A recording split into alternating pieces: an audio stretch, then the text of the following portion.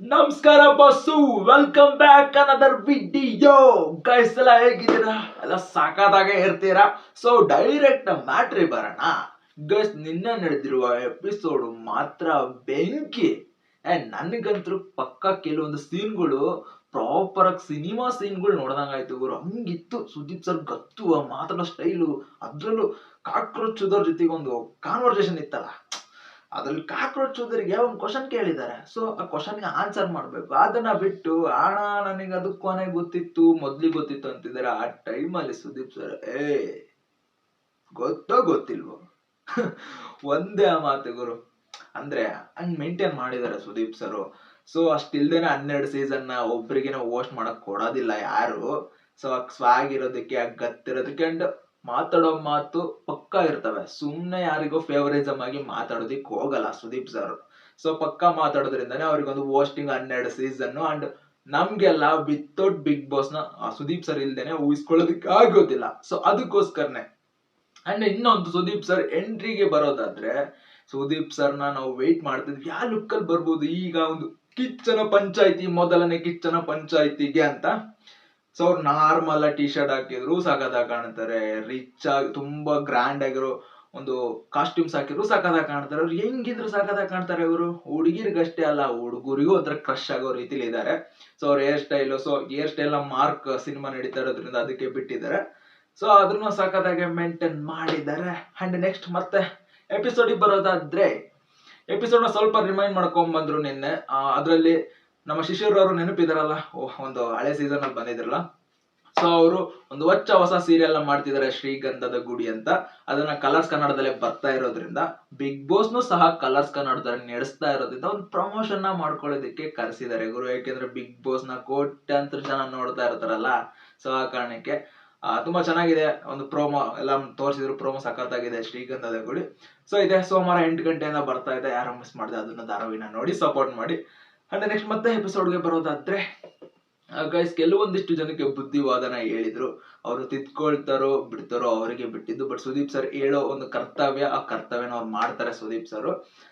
So ಕೆಲವೊಂದಿಷ್ಟು ಜನ ತುಂಬಾ ರೀಸನ್ ಕೊಡ್ತಿದ್ರು, ನಾವು ಆ ಕೆಲಸ ಮಾಡೋದ್ರಲ್ಲಿ ಬಿಸಿ ಇದ್ವಿ, ಸೊ ಕಾಣಿಸ್ಕೊಳ್ಳೋದಕ್ಕೆ ಟೈಮ್ ಸಿಕ್ಕಿಲ್ಲ ಅಂತ.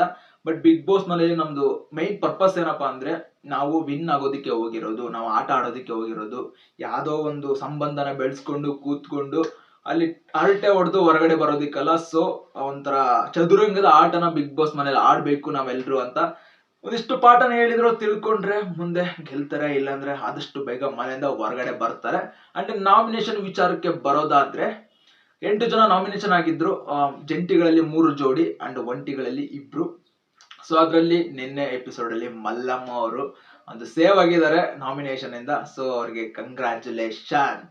ಅಂಡ್ ಇನ್ನ ಮಿಕ್ಕಿರೋ 7 ಜನ ಇದ್ದಾರೆ. ಅಂಡ್ ಒಂಟಿಲಿ ಆದ್ರೆ ಒಬ್ರು ಹೋಗ್ತಾರೆ ಹೊರಗಡೆ, ಧನುಷ್ ಅವರು. ಆದ್ರೆ ಒಂದು ಎಲಿಮಿನೇಟ್ ಆದ್ರೆ, ಬಟ್ ಜಂಟಿಲಿ ಎಲಿಮಿನೇಟ್ ಆದ್ರೆ 2 ಹೋಗ್ಬೇಕಾಗುತ್ತೆ. ಇದು ಸ್ವಲ್ಪ ಬೇಜಾರ್ ಅನ್ನೋ ಒಂದು ವಿಚಾರ. ಸೊ ಯಾರೋ ಒಬ್ರು ಎಲಿಮಿನೇಷನ್ ಆಗಿರೋದಿಕ್ಕೆ, ಸೊ ಆ ಜೋಡಿನೇ ಎಲಿಮಿನೇಷನ್ ಆಗ್ಬಿಟ್ಟಿದೆ, ಒಬ್ರನ್ನ ಎಲಿಮಿನೇಷನ್ ಹೆಸರು ತಗೊಂಡಿದ್ದಕ್ಕೆ. ಸೊ ಈಗ ಜೋಡಿನೇ ಹೊರಗಡೆ ಹೋಗ್ಬೇಕು.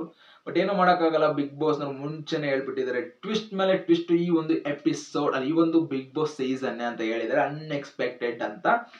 ಅಂಡ್ ಮತ್ತೆ ಇನ್ನೊಂದು ವಿಚಾರ, ವಾರ್ನಿಂಗ್ ನ ಕೊಟ್ರು. ಸೊ ನೀವ್ ಹಿಂಗೇನೆ ಕೇರ್ಲೆಸ್ ಆಗಿ ಆಡ್ತಾ ಇದ್ರೆ 50% ನಿಮ್ಮನ್ನ ಚೇಂಜ್ ಮಾಡೋ ಅಧಿಕಾರನೇ ಈ ಸೀಸನ್ ಅಲ್ಲಿ ಇದೆ. ಚೇಂಜ್ ಮಾಡ್ಬೋದು, ನಾವು ಹೊರಗಡೆ ಕರ್ಸಿ ಬೇರೆಯವ್ರನ್ನ ಹಾಕ್ತಿವಿ ಗುರು, ನೀವು ಚೆನ್ನಾಗಿ ಆಡಿಲ್ಲ ಅಂದ್ರೆ ಅನ್ನೋ ವಾರ್ನಿಂಗ್ ನು ಕೊಟ್ಟಿದ್ದಾರೆ.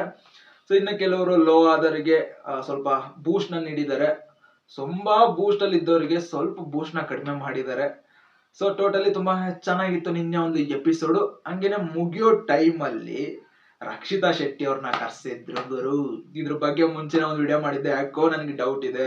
ಅವ್ರನ್ನ ಮನೆಯಿಂದ ಎಲಿಮಿನೇಟ್ ಮಾಡಿದ್ರು, ಅವ್ರು ಎಲ್ಲೂ ಹೊರಗಡೆ ಕಾಣಿಸ್ಕೊಂಡಿಲ್ಲ. ಈ ಕಾರಣಕ್ಕೆನೆ ಅವರು ಎಲ್ಲೋ ಒಂದು ಸೀಕ್ರೆಟ್ ರೂಮ್ ಅಲ್ಲಿ ಇಟ್ಟಿದ್ದಾರೆ, ಅಥವಾ ಮ್ಯಾನೇಜ್ಮೆಂಟ್ ಟೀಮ್ ಜೊತೆ ಇದಾರೆ ಅನ್ಕೊಂಡಿದ್ದೆ. ಸೊ ಅದೇ ರೀತಿನೇ ಆಗಿದೆ. ಅವ್ರು 1 ವಾರಗಳ ಕಾಲ ಮ್ಯಾನೇಜ್ಮೆಂಟ್ ಜೊತೆ ಇದ್ದು, ಸೊ ಮ್ಯಾನೇಜ್ಮೆಂಟ್ ನ ನೋಡ್ಕೊಂಡಿದ್ದಾರೆ ಬಿಗ್ ಬಾಸ್ ನವ್ರು. ಹೊರಗಡೆ ಹೆಂಗಿದೆ ಇವ್ರ ಬಗ್ಗೆ ಐಪು, ಏನೊಂದು ಅಭಿಪ್ರಾಯ ಮೂಡ್ತಿದೆ ಜನರಲ್ ಅಂತ ನೋಡ್ಕೊಂಡು ಒಂದು ಗಿಮಿಕ್, ಒಂದು TRP ಗೆ ಗೋಸ್ಕರ ಇಷ್ಟು ದಿನ ಅವ್ರನ್ನ ಇಟ್ಟು ನಿನ್ನೆ ಎಪಿಸೋಡ್ ಅಲ್ಲಿ ಕರ್ಸಿದ್ದಾರೆ.